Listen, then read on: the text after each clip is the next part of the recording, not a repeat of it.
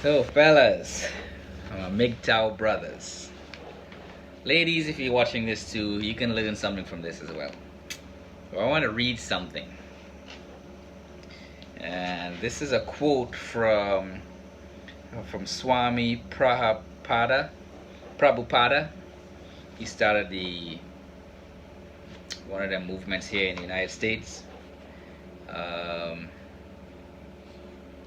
And he says something along the lines like this: in the material world, there is no love. Both the woman and the man are interested in their sense gratification. For sense gratification, a woman creates an illusionary love, and the man becomes enchanted by such false love and forgets his true duty. When there are children as a result of such a combination, the next attraction is to the sweet words of the children. The love of the woman at home and the talk of the children make one a secure prisoner.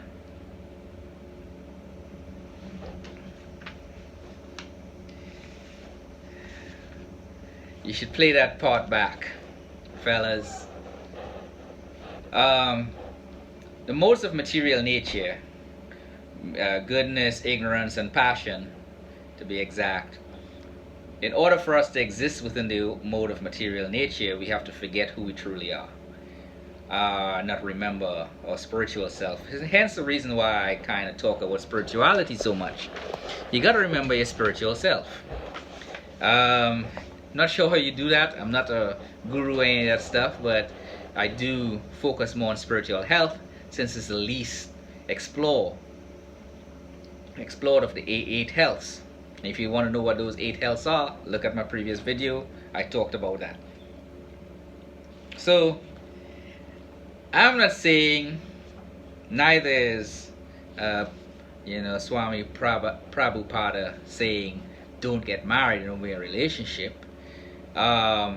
Because if you look at even Lord Shiva is married.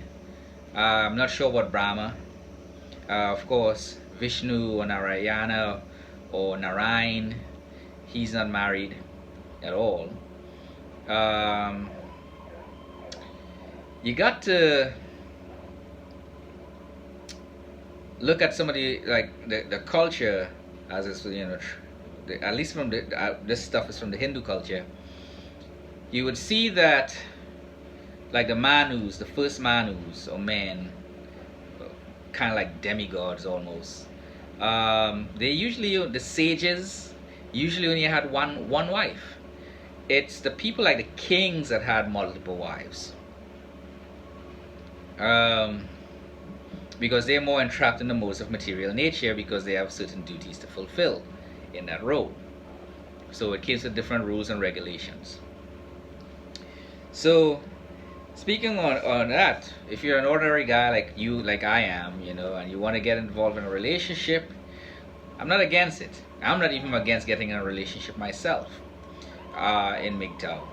But I am more aware because of stuff like this, and I'll read something. This is more of a purport or an explanation for what was said thousands upon thousands of years ago.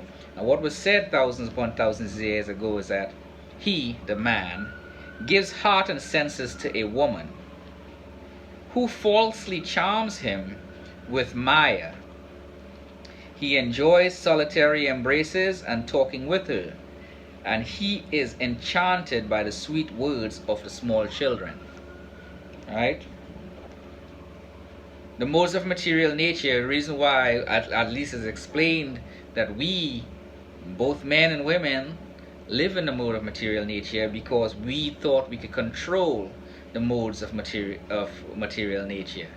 But instead, we live in a constant level of strife and distress all the time, and traumas and whatnot. Every now and then we'll get some joy here and there.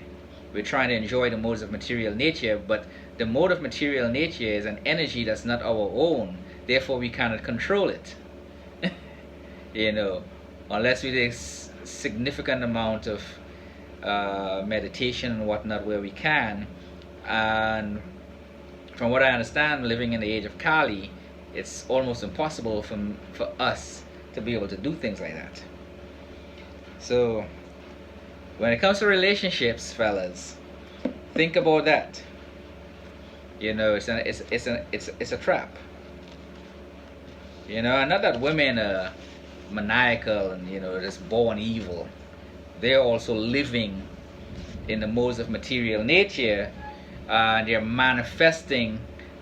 The spirit being is manifesting itself through the body that it has. So, if these spiritual beings have a female body, every manifestation of that body is based on the body, not the spirit. Hence, because we've forgotten who we are as spirit beings, and not to get religious and all that stuff. So, you know, I won't go any further than that. You don't have to look at it from a religious perspective. Just look at it from a spiritual perspective. And if you find that you turned off from religion, it's probably because of Western religion. If you look at Eastern religion, it's not really religion at all in the same context as Western religion. It's more of a spirituality thing. So something to think about if you feel to explore this, which I think you should from a spiritual perspective and a cultural perspective, because this stuff is thousands upon thousands of years old. So there's nothing new under the sun. The same stuff that happened thousands of years ago is happening today, just in a different way. All right. So if you're looking for relationships and you have to live your life in a regulated way, here's another quote from thousands of years ago. It says, "All his activities, man's activities, should be executed under regulation and with control of the senses." If you do not control the senses, that's where you have the problems. You know, you feel lonely, so you want to enjoy some company, so you sacrifice everything for it. You know, not fully understanding the needs of the nature, the modes of material nature. You know, and you just go blindly into that stuff. Hence, a lot of times we have these failed relationships, and it's really not beneficial to anyone, because then you get disgruntled, and then it's easy to start quoting the statistics of 90% of divorces initiated by women and things like that, but they're manifesting their actions based on the bodies they have, these beings, and because they don't know who they are, and they associate their femininity or their female body as themselves, and chasing after the material things like money and lack of an easy life, an enjoyable life. They ignore the spiritual self, so you're not really going to get a well-rounded woman. You will get a materialistic woman. And most of the times, why you have 80 to 90% of divorce rate initiated by women is because 80 to 90% of women are highly materialistic. They have surrendered to their senses. Even they have to live regulated lives, but they're refusing to live regulated lives, and therefore they lost control of their senses, and they're really only in touch with sex senses from touch, and even that is fleeting. It's temporary and does not bring happiness. Then he says, see, this is what happens to men that fall into that kind of trap, especially when you get older. Seeing him, the husband, unable to support his family, his wife and others do not treat him with the same respect as before. Even as miserly farmers do not accord the same treatment to their old and worn out oxen. All right. I cannot speak on the statistics of how much of that occurs, but I have seen it with my own eyes, so it happens enough where men have kind of like, sacrificed their entire life to their family, and they end up getting dumped in a nursing home somewhere, or place just kind of like set to the side, not really, anything. If the woman is young enough, she tend to leave him and go with younger men, or decide to move on, go through another hot girl summer or whatever. So it's been happening for centuries, for thousands upon thousands of years. It's happening today. There's a prevalence in nursing homes. There's some nursing homes now in the Philippines and Indonesia and those areas where Westerners send their elderly to die, and in some cases it's a better life, I would say, especially if that man has some money and resources where he can live that life.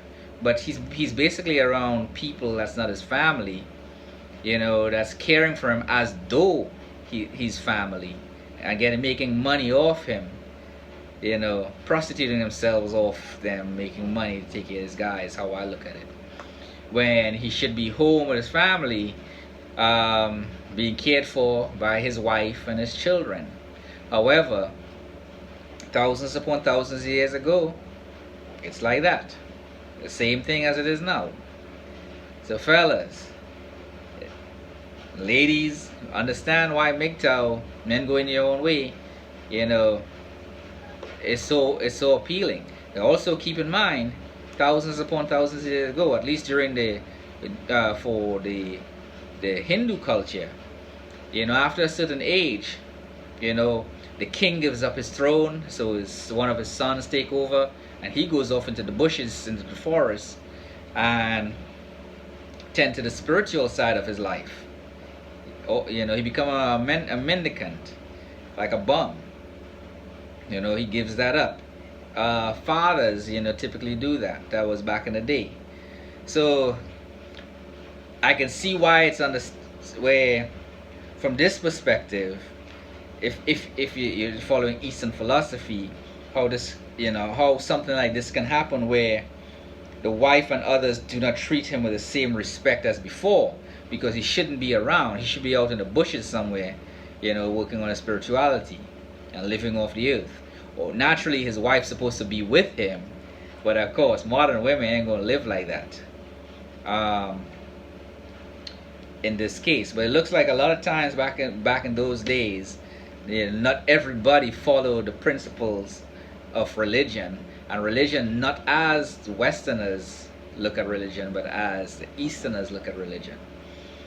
So hopefully this video is helpful. If you have any questions, ask it in the comment section down below, because a lot of this stuff is very dense, and I may not be thinking of some of the questions that you might have. So just feel free to ask it in the comment section down below, and I'll do my best to respond. Again, I'm not a religious guru, so don't follow me as some kind of sage. I'm not. I'm also learning on this, and I'm sharing with you what I'm learning in perspective to relationships, in particular on earth with men and women. Every living entity is covered in a supple and gross body. The supple body is the covering of mind, ego, intelligence, and consciousness. Okay? So there's ego and there's false ego. In the mode of material nature, there's a lot of false ego. I am still trying to understand that, so I'm not going to talk much about that. Hopefully later on I will. It says, if you want a little more, I talk about in the Vedic civilization, sex life is allowed only in a restricted way. It is for the marriage couple and only for begetting children. But when sex life is indulged in for sense gratification, legally and illicitly, both the man and the woman await severe punishment in this world or after death. Alright? That's why you see a lot of athletes nowadays have to pay like shitloads of money in alimony till they die, because they're indulging in sex gratification, getting some hoe pregnant, and now that woman is making bank off them. Therefore, he's getting some severe punishment.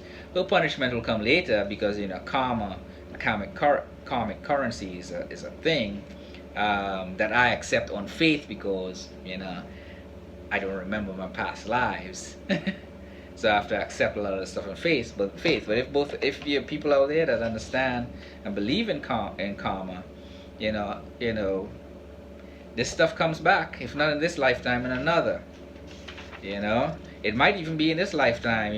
Money. She may have a lot of money, but no man will want to touch her, because that's more money she was trying to get. And nobody trying to have a gold digger on their hands, just using them for money. So her bad karma might be just living a lonely life, rich but lonely. She might get tore up once in a while, got her back blown out, but that's fleeting. There's no one to love her, give her a medicine unless she paid him, and she's sick, or any of that stuff, or but she has friends and family, so I'm sure somebody will do that, but it won't be a man. Anyhow, like, subscribe, ask questions in the comment section down below, share the video if you think it can make sense to somebody else. You'll have a good day.